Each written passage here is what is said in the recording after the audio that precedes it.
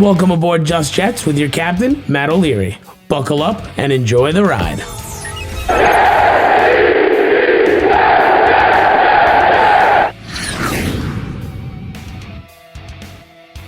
Hey, what's going on? I'm Matt O'Leary, back with episode number 22 of Just Jets. What's going on? I hope you are here and having a good time. And it's been a fun week so far.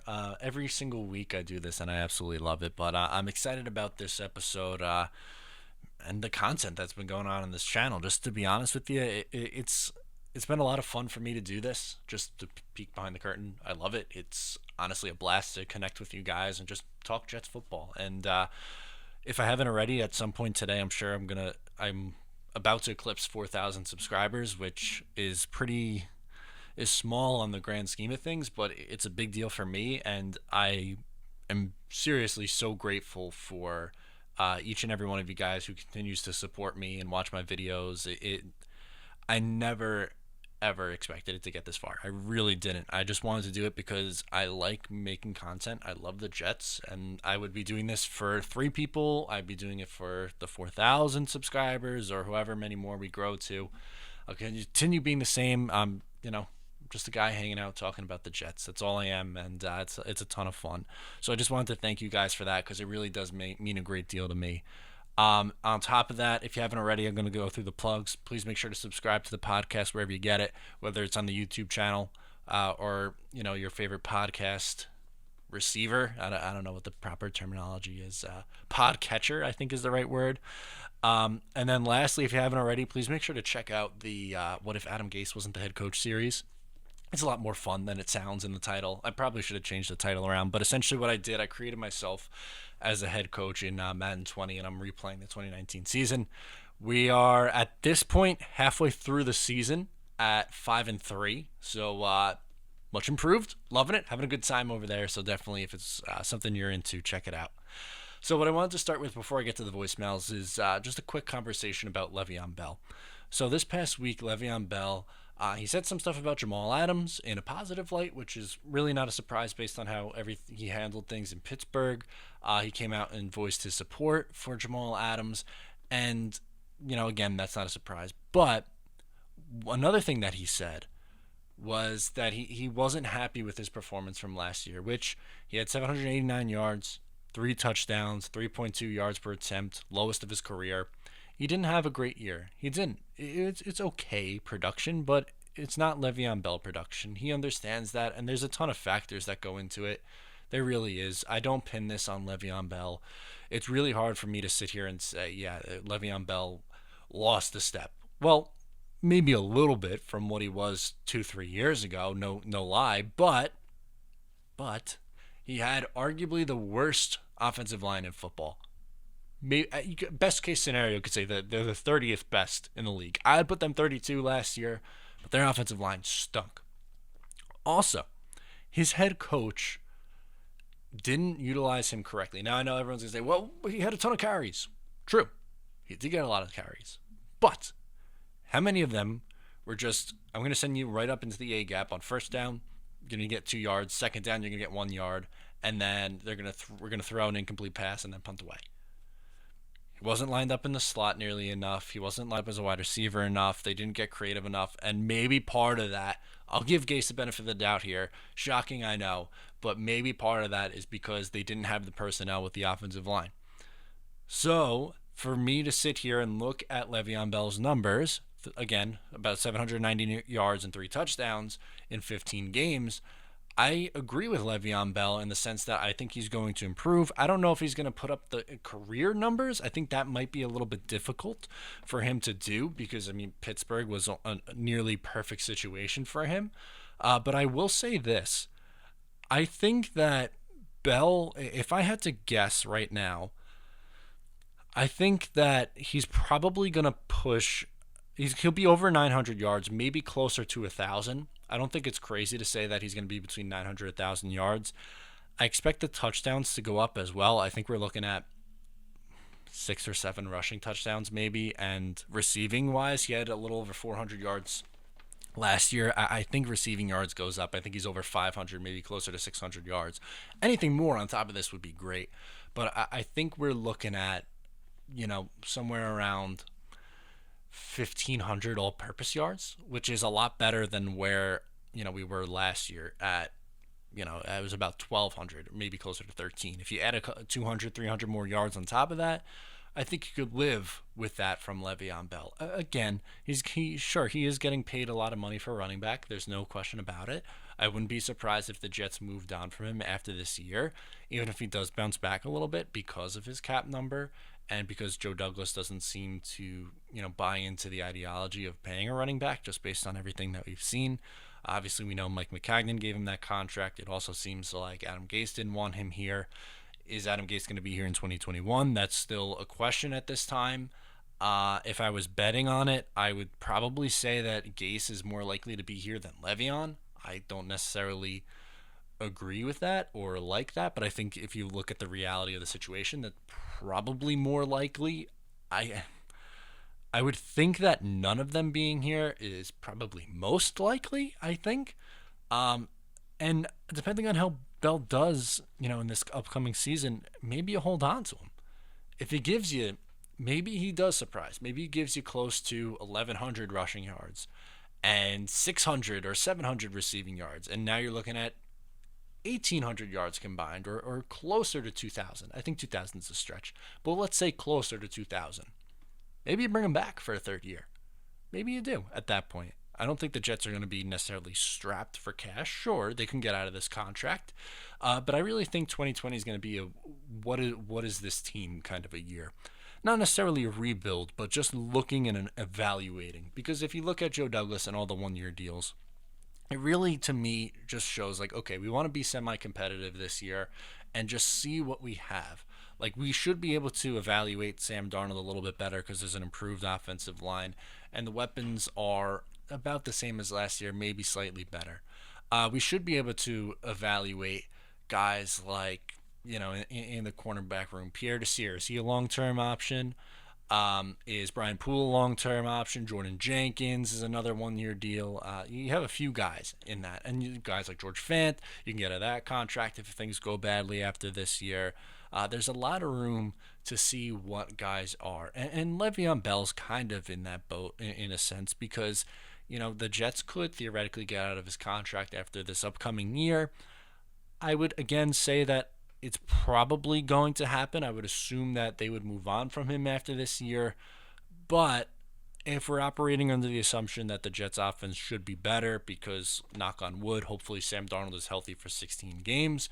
Knock on wood, the offensive line should not be nearly as bad as what it has been for the last 2 years with Sam Darnold. And if you just look at, just further development from Sam Darnold, theoretically the offense should be better on paper. So I would be stunned if Le'Veon Bell doesn't put up over 800 yards, doesn't put up 5 or more rushing touchdowns. I would. I don't know if I want to say that he's going to put up career numbers and be the best version of himself like he kind of alluded to this past week, but I definitely look at Le'Veon Bell and my expectations for the 2020 season is at least 900 rushing yards and at least, I would say, 500 receiving yards. So that's what? At minimum 1,400 all-purpose yards. Ideally, that number is closer to 1,700. Obviously, you take anything more than that, but for what you're paying him, I think you should be getting 1,700. But if you look at the system that the Jets run, if you look at all the factors, and you bring in Frank Gore as well, who, let's face it, Adam Gase and Darryl Loggins, they both love Frank Gore. They do. They can't stop talking about the guy. And they gave him a ton of carries in Miami, an absolute boatload of carries. And there were times where they leaned on him more so than Miller, which didn't really make a whole lot of sense, but they did. And I think we're going to see Le'Veon's carries reduce a little bit. He had around, I think, 244 last year, something like that, in the 240s. Does he hit 240 again? Maybe Frank Gore gets a significant chunk. Would we be stunned if that was the case? I wouldn't be. I would rather Le'Veon get a far majority. I don't think that Gore has a whole lot left in the tank. He's obviously a veteran who's been phenomenal over the course of his career. He's 37 years old now. But I would not be stunned if at there's some random point in October, November, we're seeing a game where Frank Gore is getting more touches than Le'Veon Bell, and we're thinking, what the heck is happening? Why? Why is this happening? But as for Le'Veon Bell, I'll leave you with this before getting into the voicemails on this week. He'll be better this year. Is he going to put up 1,000 yards rushing? First Jets 1,000-yard rusher since Chris Ivory? Maybe. Maybe. I know that's a cop-out answer, but I'm going to say at least 900 rushing yards. He's not going to put, 900, anything less than 900. I don't buy from Le'Veon Bell. If he plays all 16 games, he's going to put up 900, maybe even eclipse 1,000. That's just my take. All right, to the voicemails we go. First one is Mike from New Jersey, and he wants to talk about potential replacements for Adam Gase. So let's hear his take. This is Mike from Phillipsburg, New Jersey. Been a Jets fan since the Richard Todd days. My question to you is, if the Jets don't perform to expectations and they do indeed fire Adam Gase, who would be your top 3 picks to take over the team to finally get this Jet team going in the right direction? Okay, love the question. So you guys know very well, I was very, very high on Matt Rule the last time around. I was very, very high on Cliff Kingsbury the last time around. So I'll give you 3 guys. And I did a video on this a few months ago, but I'll give you 3. And there's probably more candidates than just this, but my first one would be Bieniemy, the offensive coordinator from the Kansas City Chiefs. Has worked very closely with Andy Reid for a long time now.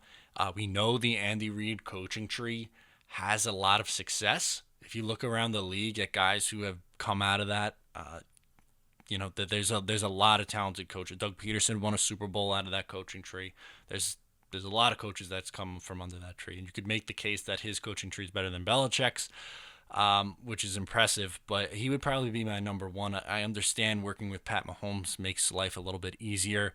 Yes, Andy Reid still calls a majority of the plays. It's not like Bieniemy doesn't call any plays. We would be sorely mistaken if we operate under that assumption. But to minimize Eric Bieniemy's involvement in that offense, I think is lame. And I definitely think that he deserves a coaching job. He 100% does. It's crazy that he doesn't have a job yet in my mind. Second would be Roman, the offensive coordinator of the Baltimore Ravens. Depending on what Lamar Jackson does this year, I think he's going to get some looks, because when you look at how quickly they evolved that offense from going to Joe Flacco in the middle of the 2018 season, mind you, to Lamar Jackson, they had success, and then he took a huge leap in year 2, right? He won the MVP. He was phenomenal, put up great numbers. I don't know if he's going to have as good of a season as he had last year, but let's say that he's, again, a top 10 quarterback in the league in 2020. And the Ravens win the division and they go far in the playoffs again. I definitely think he's going to get some looks. He would be another one. And then if you want to go college route, PJ Fleck. He's been rowing the boat in Minnesota. That's his whole gimmick there. He's kind of comparable to Matt Rule, I would say, in the terms of a good motivator, a player's coach. From the college ranks, he's not necessarily someone who's like the offensive mind of a Lincoln Riley, or even, oh my God, why am I blanking on his name? The guy from Carolina that Matt Rule dragged away from LSU last year.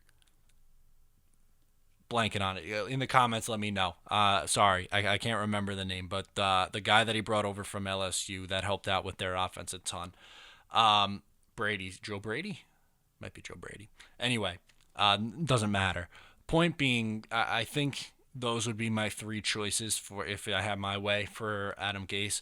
If it was really up to me, Matt Rule would have been hired in 2018, or Cliff Kingsbury. I really think that I would rather one of those 3 guys and feel a lot more comfortable with the Jets down the line with one of those 3 guys than running back Adam Gase in 2021. Again, it depends on how this year goes, but just based off the track record of Adam Gase since he's been a head coach in Miami to now, that's just my take on that. Next up is JJ from Alberta, and he's going to talk about Gase and some other stuff as well. Hey, Matt. How are you? JJ here from Alberta, Canada. Listen, for all these years, we've had so much negative to talk about the Jets. We finally have some good positive stuff, and all we're talking about is negative stuff. Why can't we talk about all the good positive stuff? Adam Gase, listen, he is what he is. He brought us to 9-7 last year after losing for Flip it. 7 7 and 7 9, games. but Come on, he did all right in the last half with the team he had, and ailing quarterback. It is what it is. We got to look positive. We got to talk positive stuff. Robbie Anderson, well, he's not with us no more, so why are we even talking about him? Jamal Adams, if he don't want to be with us, well, it'd be nice to see him stay, but if not, well, so be it. Anyways, love your show. Go Jets, go. appreciate the call. Definitely do. A lot to unpack there. I understand being frustrated with the negativity. Sometimes I get told that I'm too negative on this channel, but I think that comes when you lack the amount of success the Jets have had in the last decade. From 2011 on, this team has underwhelmed to an extent, outside of maybe the 2015 surprise 10-6 year, but still they had the destiny in their own hands in week 17 and blew a game. They haven't made the playoffs since the 2010 season. 2011 they were 8-5, finished 8-8. The only other time they were at 500 over the span was 2013, when they had one of the worst 8-8 rosters I've ever seen in my entire life. That 2013 team. That was not a good team that somehow got 8 wins. When you've been as bad as you've been for as long as you've been, that's part of the reason why. Talk about Gase down the stretch there. The Jets had 3 good weeks offensively. They put up 34 points 3 weeks in a row. Right? They went on a 3-game win streak. And then in their final 5 games, they went 3-2, which is definitely an improvement, right? It's definitely improvement, no doubt. But they weren't putting up points in their wins. They put up 6 against Cincinnati, a winless team. Cincinnati was winless. They put up 6 points. They put up 22 points to Miami.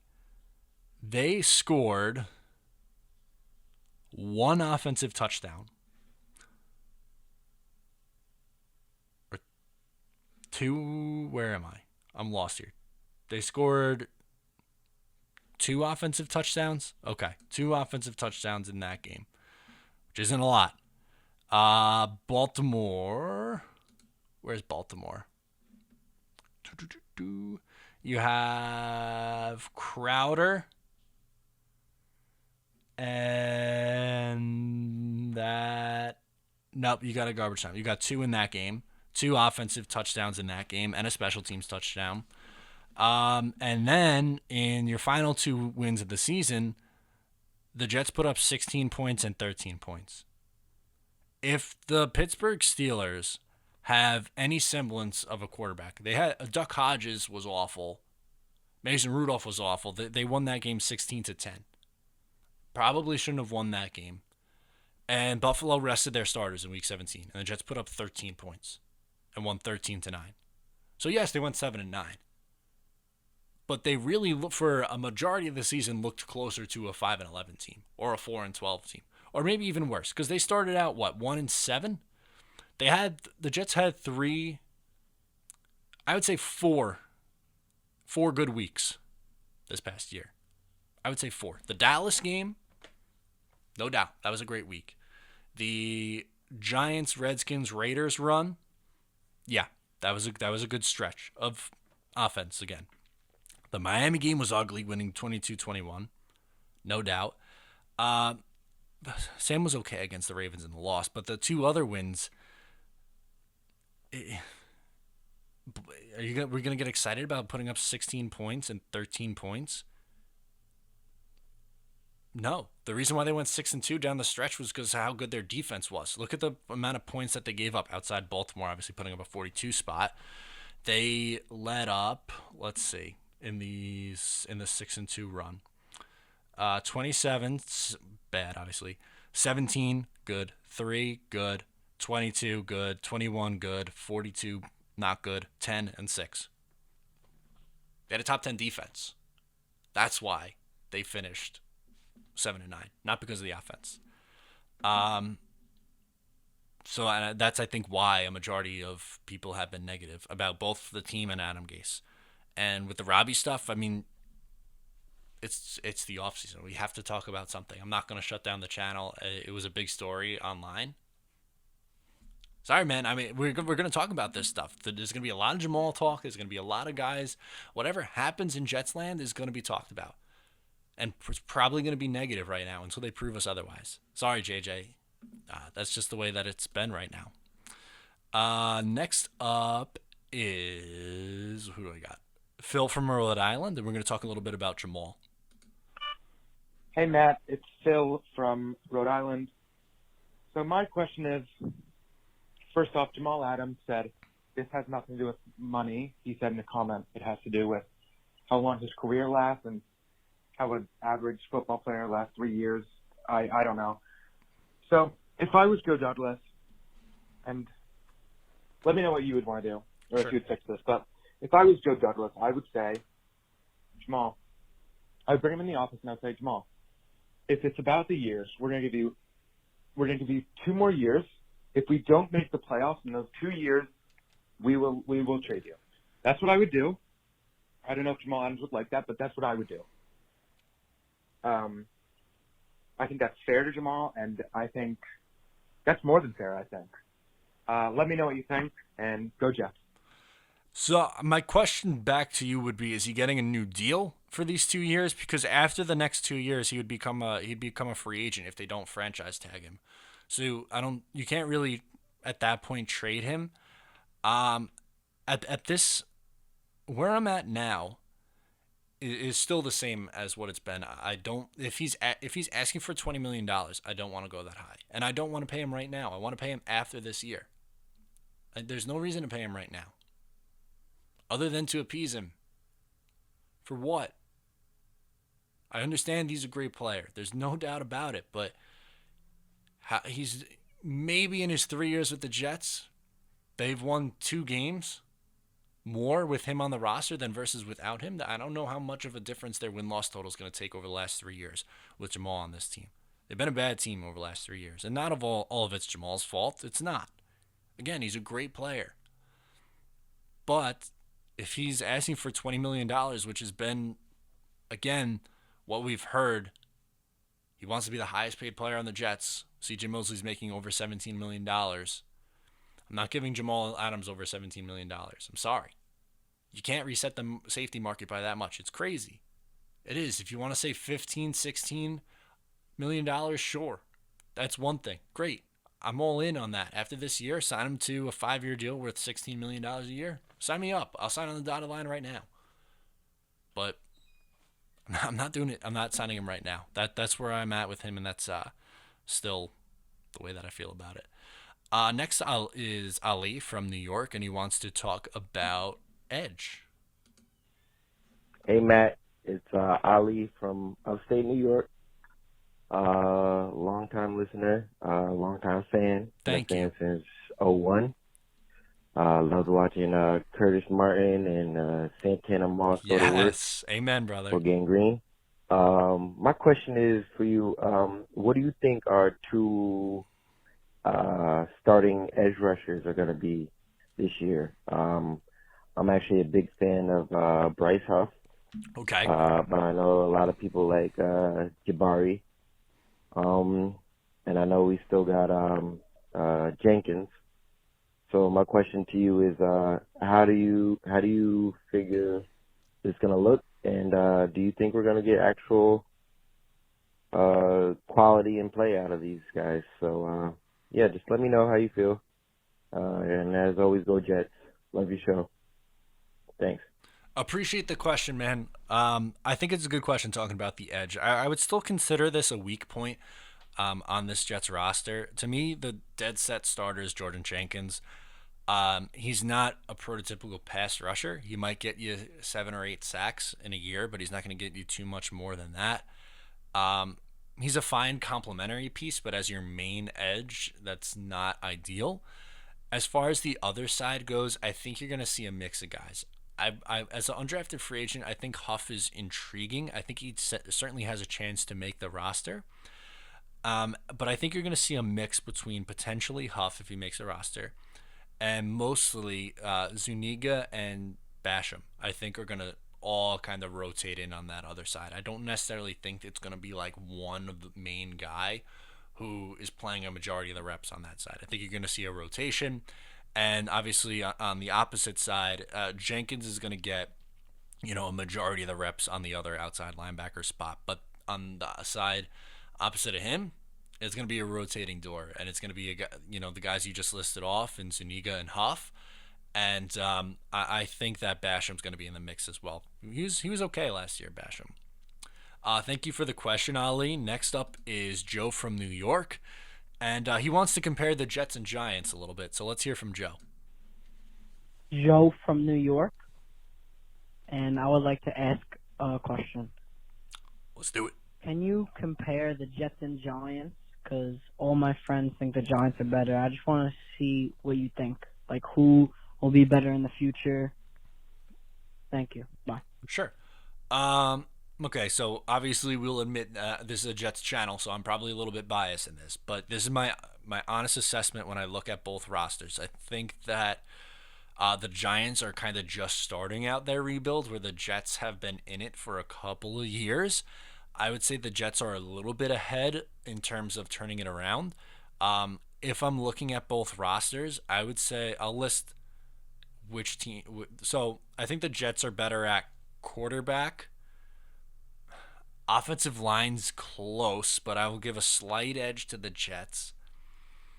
Their tight end, the Jets' tight end depth is better. Evan Ingram is the best tight end of the bunch, but when you include Herndon and Griffin, I think the Jets' overall tight end group is better. Jets' defensive line has more depth.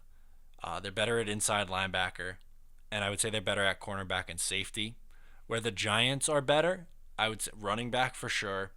Wide receiver for sure, outside linebacker definitely, and head coach. I would rather have Joe Judge as my coach than I would with Adam Gase. Yes, he's an unknown, but I would, just looking at the two prospects of a head coach, I would rather go with Judge.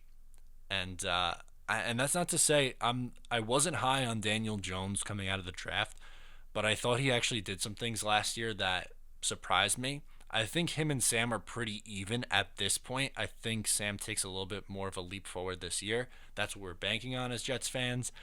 So I'll take Sam for now, but I definitely don't think they're necessarily in bad hands with Daniel Jones at the quarterback position for the New York Giants. So thank you so much, Joe. Hope that helps with your little debate over there. Next up is No Name on this call, wants to talk about Greg Williams. Matt, love the show. Keep it up. Had a question for you real quick. Would you be okay if Greg Williams was the head coach? We all know that Adam Gase will not be here very soon, but would you be happy with Greg Williams? Thank you. Take care. Appreciate the question. I'm okay with Greg in the interim role. So, for instance, like let's say, obviously not rooting for this, but let's say the Jets start out the year 0-7, and they decide to fire Gase in the middle of the year. Then, yeah, have Greg take over the rest of the year. I'm cool with that, and I think he would be a better option than Gase. There's no doubt. I think he's a better option in the head coach position than Adam Gase is. But I don't like him long-term or outside of the interim role. I really prefer him as a defensive coordinator. I think he's great in that role. Sometimes you have these guys both on the defensive side and the offensive side. Jim Schwartz is an example of this, who they're just coordinators. Wade Phillips, just a great coordinator. Romeo Crennel, great coordinator. Probably Todd Bowles, very good defense. I'm not a Todd Bowles guy as a head coach. As a coordinator, he was good. Has been very good in two locations. I tend to believe that about Greg Williams as well. I think all he wants is to just care about his defense, go to work, and that's pretty much it. I don't think that he's a long-term option at head coach, but if the bottom falls out halfway through the year and they move on, then yeah, have Greg take over the rest of the way. And at that point, I mean, just get Dowell Loggins out of here as well with Gase, and let Jim Bob Cooter run the offense, and there you go. I think you'd be in much better shape. But on the 3 guys I listed earlier from Mike's call, those would be who I'd be looking for long term. Next is Nick from Long Island, who wants to talk about Jamal. So let's hear from Nick. Hey, Matt, Nick from Long Island here. I have a quick question. If we do trade Jamal Adams, what are some pieces that we could get back to make us better and potentially contend for a playoff spot this season? Thanks, and keep up what you're doing. Go Jets. Appreciate it. I think my favorite trade scenario is for a wide receiver and a pick. So if you told me that the Jets could land Michael Gallup in a trade with Jamal Adams, I would be pretty satisfied with that. And the reason for that is I think when they drafted CeeDee Lamb, it kind of showed that, because they just paid Amari Cooper. So I don't think that they're going to hold all 3 long term. Maybe they try to make it work this year, maybe one more year and then go all in.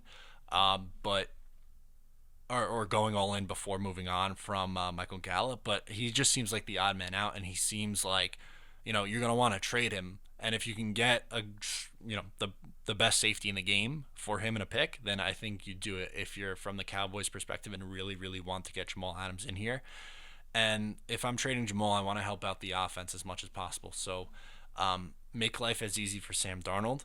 And I think if you have Gallup, Mims, Perryman, and Crowder, that's a pretty nice receiving core. There's no superstar there, but I don't think you necessarily have to have a superstar wide receiver to have a good receiving core. I think you can get by with a bunch of just solid guys, and I think eventually I expect Mims to take a step in year 2. I don't think that he's going to come in year 1 and put up like 800 plus receiving yards. I don't think that's fair expectations. In year 2 and beyond, different story. But I would totally be fine with long-term moving with Gallup and Mims on the outside and Crowder in the slot. It's a pretty nice receiving core if you ask me. So I want to, if I'm trading Jamal, I want to improve the offense. I think that would help the New York Jets the best. Oh boy, next up, Travis from Ohio. Travis, let's hear from you, buddy. What do you got for us this week? Hey, Matt. Travis from Ohio. Hey, buddy.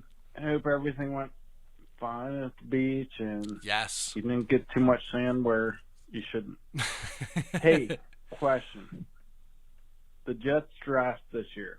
Okay. Like, where do you rank it as far as the past, I don't know, go back 20 years of drafts? Because I haven't been this excited for this draft class since, like, the Parcells Big Tuna era. Like, we really haven't had, like, even after initial drafts and then studying who your team got, you know what I mean?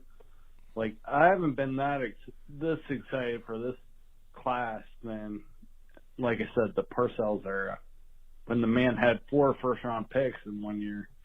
So, anyway, keep up the good work. Stay healthy. You know I love you.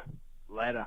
Appreciate it, Travis. Thank you so much for the question. So yeah, I was just scrolling back on my second screen as you were talking here to look at past drafts. So the 4 first round picks was the year 2000. So that was actually the first year after he left, and the Jets drafted. This is in the first round. They drafted Ellis, my guy, Abraham, Pennington, and Anthony Becht. They got Lavernius Coles later in that draft. 2000 was a great draft.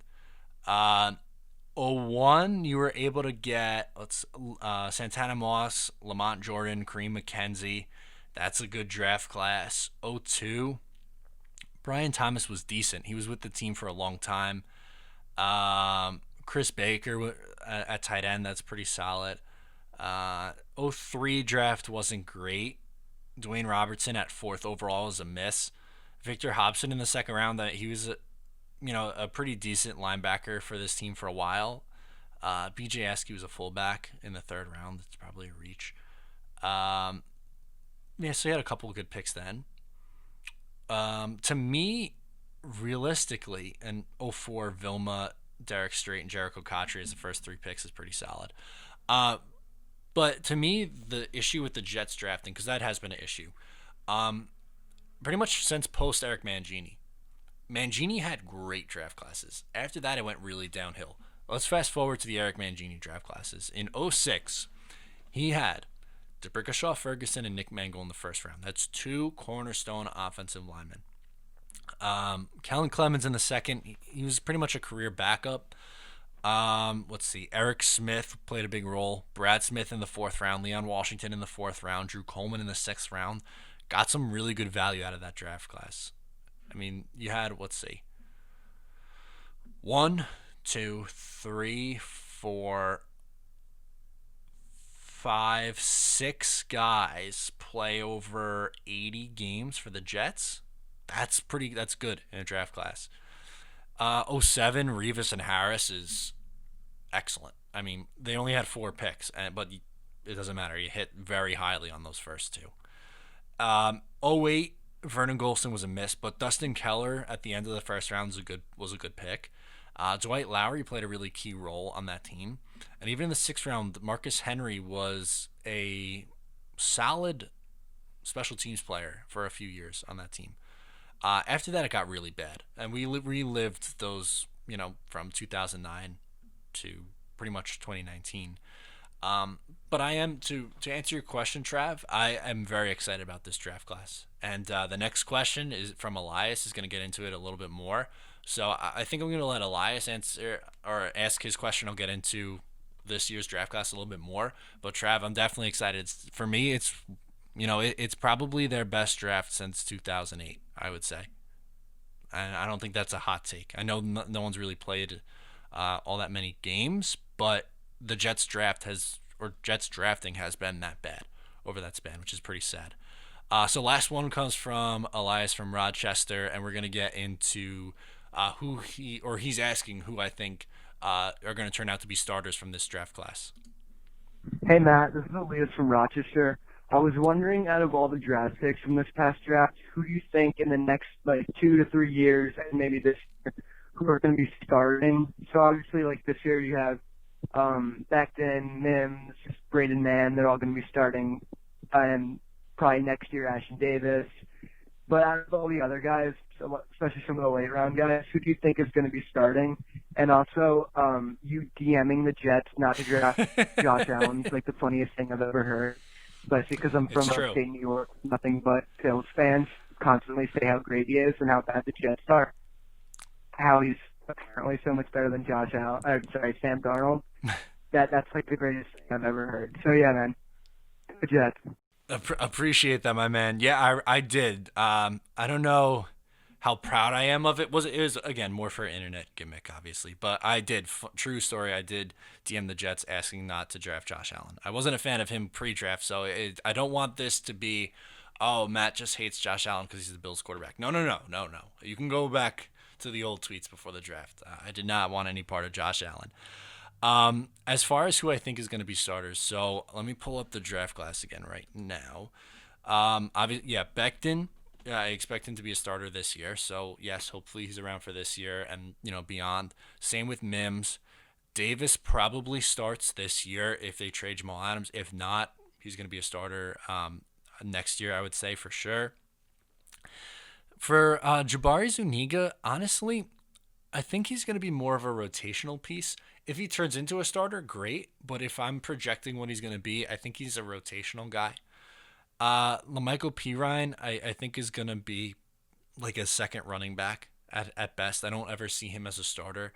Kind of like what Bilal Powell served on this team for a very long time. I think he's going to be a backup caliber guy. James Morgan's a backup. He's not going to start in this league. Cameron Clark, I am very, very interested in. I don't think he's a tackle.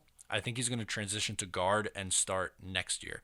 I think they move on from either Van Roten or Alex Lewis for next year, and he is starting. Same with Bryce Hall. I think Bryce Hall is going to start next year as well. I really like this pick in the 5th round. I think he could have went as high as the 3rd. I saw some with him in the 2nd. I had him go in the 4th round in my mock draft to the Jets, actually, if I remember correctly. But Bryce Hall, I really think he has a good chance to start. Maybe I wouldn't say this year. I think we're going to see a similar projection to what we saw with Bless Austin last year, where he doesn't really play all that much at the beginning of the year. It gets worked in a little bit as we go on. But I would not be shocked at all if the two starting outside corners are Hall and Bless Austin in 2021. And Man hopefully is a really good punter for the long term. Everything I've seen about this kid, he looks really good. I don't necessarily know how much I love drafting a punter, but if he's everything that he's projected to be, then hopefully he's a Jets punter for the next 10 years, and you don't have to worry about that position again. But let's see. Becton 1, Mims 2, Davis 3, Clark 4, Hall 5, Man 6. Yeah, I think if we come back to this in 2021, 2022, I think all 6 of those guys should be starting on this team, which is great because you don't have that at all from Jets drafts in years gone by. So to put it shortly, yes, I'm very excited about this draft class for sure. So that's going to do it for me on episode number 22. Thank you guys so much for tuning in. Please make sure again to subscribe, whether on the YouTube channel or wherever. Again, I really, really appreciate it. I just wanted to get that out there early in the show to start that off and to wrap up here. It's awesome. I love doing this every week. It's my favorite thing. Just sit back, relax, talk some Jets football. It's awesome. It really is. So definitely appreciate it. And I'll be back soon next week for episode number 23. Thank you so much for tuning in. I'm Matt O'Leary. I'll talk to you next time.